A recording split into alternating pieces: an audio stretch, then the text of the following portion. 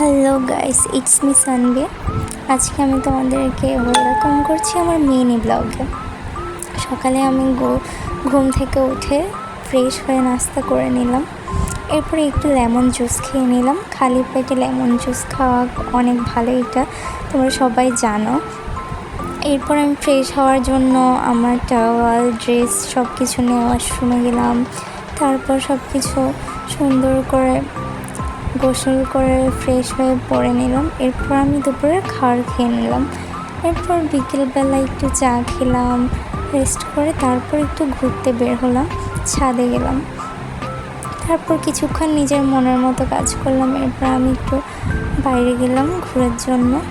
আমার ফ্লাওয়ার অনেক বেশি ভালো লাগে, ফ্লাওয়ার নিয়ে আসলাম। আর তোমরা তো সবাই জানো এখন বর্তমানে আইসক্রিমটা কতটা ট্রেন্ডে আছে, তাই আমিও ট্রেন্ডের ঠেলায় গা বাসি এটা কিনে নিয়ে আসলাম। খেয়ে দেখলাম আসলে এটা টেস্ট কেমন। এরপর আমি ফ্রেঞ্চ ফ্রাই করে নিলাম। বাসায় এসে ল্যাপটপ দেখতে দেখতে একটা নকশি কাঁথা আর্ট করতেছিলাম, সেটা করলাম। আর আমি একটা মুভি দেখতেছি। এরপর আমি আমার স্কিন কেয়ার করে নিলাম। আসসালামু আলাইকুম। আজকে ব্লগটা আমি এখানেই শেষ করছি।